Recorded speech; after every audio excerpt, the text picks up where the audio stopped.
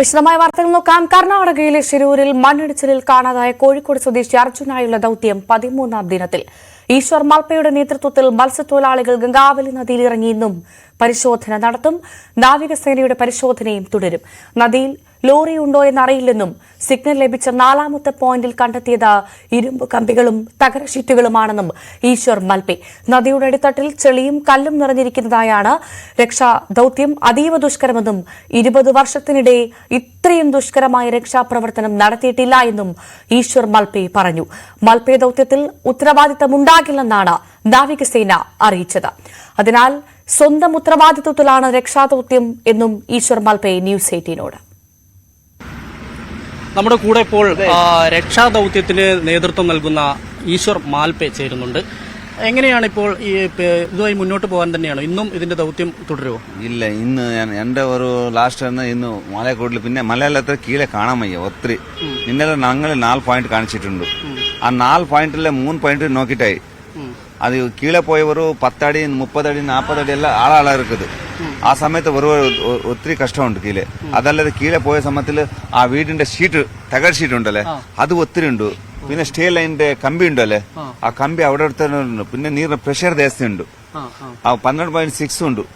ആ സമയത്ത് നമ്മൾ കീഴെ ഇറങ്ങിയെങ്കിൽ സീത പോയ സമയത്ത് ഒത്തിരി തട്ടിയിട്ടുണ്ട്. 2 പ്രാവശ്യം എനിക്ക് ബ്ലേഡ് തട്ടിയായിരുന്നു ഇതിന്റെ വീടിന്റെ.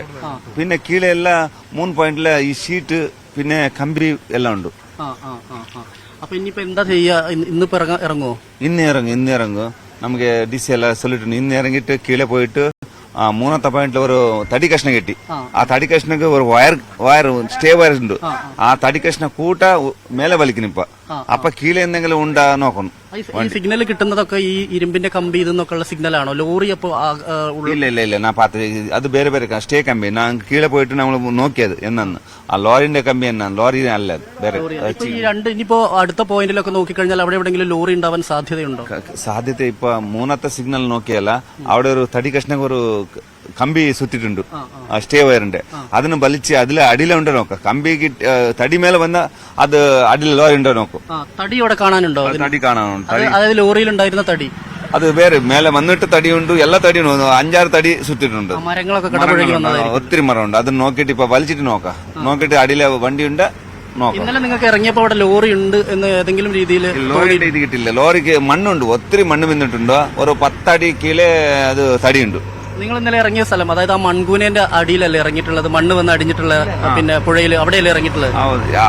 ഒത്തിരി ചിലയിടത്ത് ലൂസ് മണ്ണ്, ചിലവ് കല്ലുണ്ട്, ഒത്തിരി പാറയെല്ലാം ഉണ്ട്.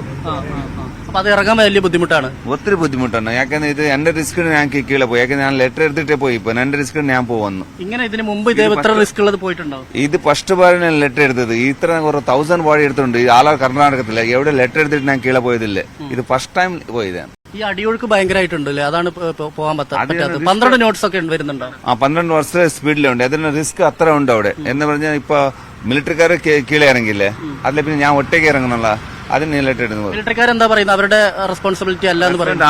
അത് എന്താ പറഞ്ഞാൽ അവിടെ കീഴെ ഇത് ഇരിക്കുന്നല്ലേ, സ്പീഡ് ജാസ്തി ഉണ്ടല്ലേ, അതിന് ഞങ്ങൾ ഇത് നിങ്ങളുടെ റിസ്കിലാണ് ഇപ്പൊ ചെയ്തോണ്ടിരിക്കുന്നത്. അവര് ഹെൽപ്പ് ഇല്ല ഇതിനകത്ത്? ഏക്കെ അവർ ചൊല്ലിട്ടുണ്ട് കീഴെ ഇറങ്ങില്ലല്ലോ അവർ. ഇപ്പൊ നമ്മൾ റിസ്കിൽ നമ്മൾ ഇറങ്ങി. അപ്പൊ ഇന്നും തുടരും? ഇന്ന് തുടങ്ങും.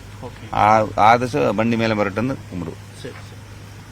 എന്തായാലും ഇത് സംബന്ധിച്ചുള്ള കാര്യങ്ങളാണ് ഇപ്പോൾ ഈശ്വർ മാൽപെ പറയുന്നത്. അവിടെ വലിയ ഒരു അടിയൊഴുക്കുണ്ട്. ഈ അടിയൊഴുക്ക് ഇതുവരെ ഇത്രയും കാലത്തിനിടയിൽ ഈ 20 വർഷത്തിനിടയിലുള്ള പ്രവർത്തനത്തിൽ ഇത്രത്തോളം റിസ്ക് ആയത് ആദ്യമായിട്ടാണ്. കാരണം ഈ അവിടെ ഉണ്ടായിരുന്ന ആ ഒരു തട്ടുകട ഉണ്ടായിരുന്നു, ഒരു ചായക്കട ഉണ്ടായിരുന്നു. അതിന്റെ ടിൻ ഷീറ്റുകളും മറ്റു സാധനങ്ങളും എല്ലാം തന്നെ ഇതിന്റെ കൂടെ കമ്പി എല്ലാം ഉണ്ട്.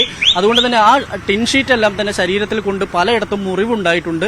ഇത്തരത്തിലുള്ള കാര്യങ്ങളാണ് പറയുന്നത്. പക്ഷേ ലോറി അതിനകത്തുണ്ടോ എന്നുള്ള കാര്യത്തിൽ ഇപ്പോഴും ഉറപ്പില്ല. ഒരു പക്ഷേ ഈ മണ്ണിനടിയിൽ ലോറി ഉണ്ടാവാനുള്ള ഒരു സാധ്യത തന്നെയാണ് അദ്ദേഹം പറഞ്ഞു. ഇന്നും ദൌത്യം തുടരാൻ തന്നെയാണ് മാൽപെ തീരുമാനം. തിരൂരിൽ നിന്ന് സുമേഷ് മൊറാഴയ്ക്കൊപ്പം S വിനേഷ് കുമാർ, ന്യൂസ് 18.